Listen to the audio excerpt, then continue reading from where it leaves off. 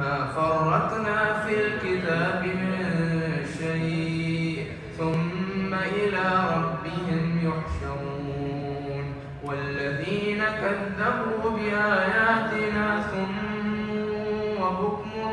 في الظلمات من يشاء الله يضلله ومن يشاء يجعله على صراط مستقيم